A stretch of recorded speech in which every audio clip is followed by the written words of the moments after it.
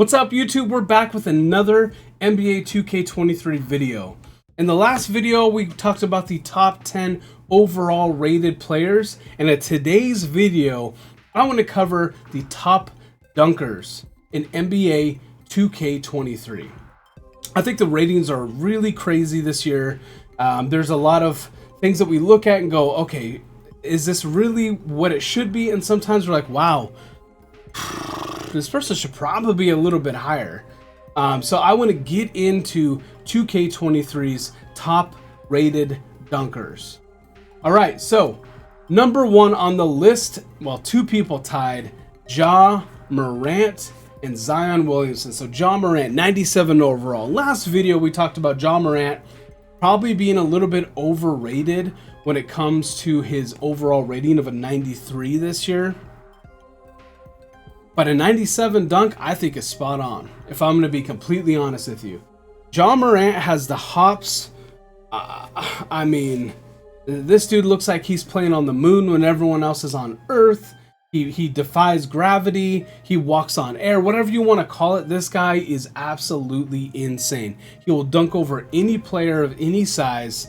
He'll take off from points that you just don't believe. And some of his moves that he does that aren't even a dunk, like a block or catching a pass, or sometimes when he just leaps up in the air, absolutely insane. This guy deserves a 97, and if they said we're going to put him in a 98, 99, I mean, I probably wouldn't even bat an eye. This guy is absolutely crazy. I'm excited to see what he does this year to hopefully justify that 93 overall rating that he has this year in NBA 2K23. But a 97 dunk, he deserves it. Zion Williamson, a 97 dunk. NBA 2K23 has decided that Zion Williamson deserves to have a 97 dunk rating. This has been 2K's problem for a bit, man. 2K likes to look at potential versus results.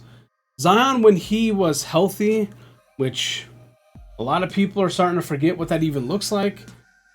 I mean, yeah, he had some moments, and if we take a look at his, his high school, his college tape, all that, if you want to factor into it, fine. I don't think he deserves a 97. I think put him at a 95 with Anthony Edwards, and see what he does. If he comes back healthy and he still has the leaping power, he's coming off an injury, right? He's coming off an injury. So what if his leaping ability is not where it is? Why start him off so high and say, hey, this is where we think he should have been if he wasn't injured? Stop all that. Stop all that.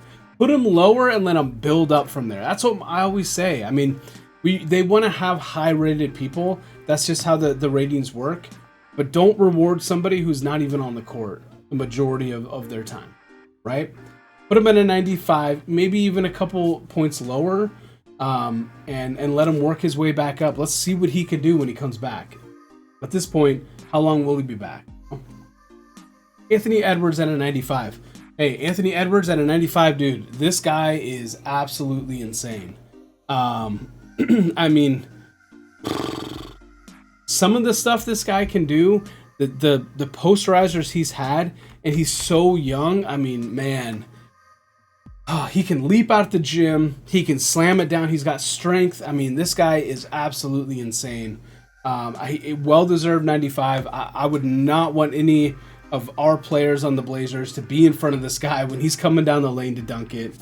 Let him have his lane. Let him do his thing, because otherwise you're going to end up on SportsCenter. All right, Levine at a 95 dunk. I think this is too high.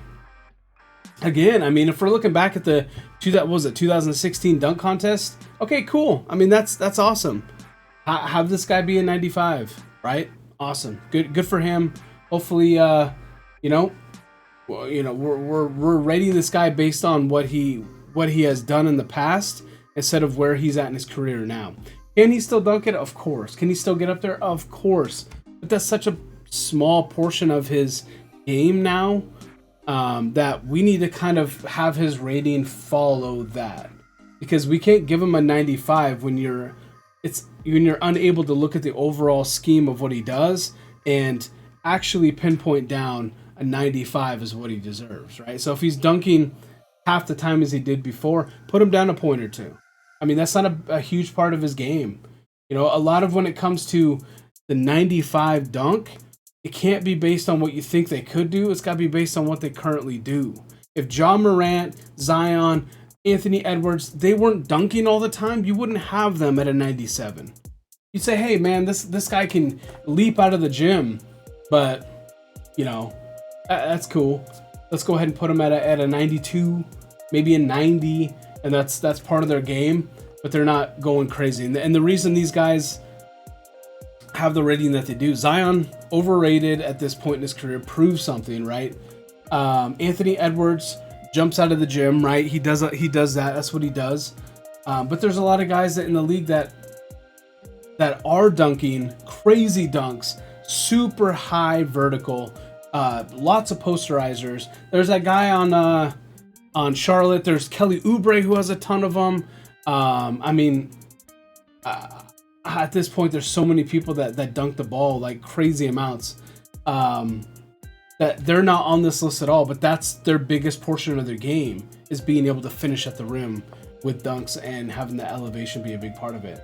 So I'm very curious too how these overall ratings for dunkers came into factor. Standing dunk versus driving dunk. I assume this is driving dunk as well, because if it's standing dunk, there should be other guys on the list that are high as well, that do a ton of standing dunks, and that's a big part of their game as well. I'm curious what Joel Embiid's dunk is, because he should have a very high standing dunk. He dunks over people and posterizes them all the time, but he's not on this list. So I'm curious if he's like a 90 to a 93. Maybe fell just short out of the top 5 here. So I don't know. And Aaron Gordon,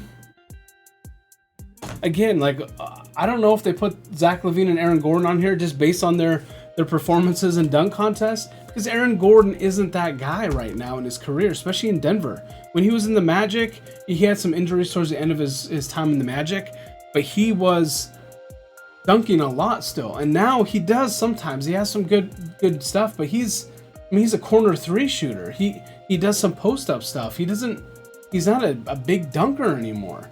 Does he probably still have the ability? Yes, but you can't rate it on, again, you cannot rate it on what you think they could do. It's what they do, right? That's what you have to give someone's rating on. So I don't know what 2K's doing with the dunkers.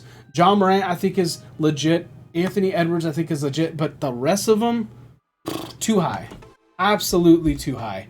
If you want to have a top 5 when it comes down to it, fine, have a top 5 dunker, but don't overrate people, man. Put them where they should be based on what they do and not what you think they should do. All right, guys, that's it for this video. If you have a comment, leave it down below. Tell me if you agree, if you disagree, who would you like to see on this list? Is there anyone on the list you would take off? And before you leave, make sure that you subscribe to the channel, like the video, and we'll see you guys again.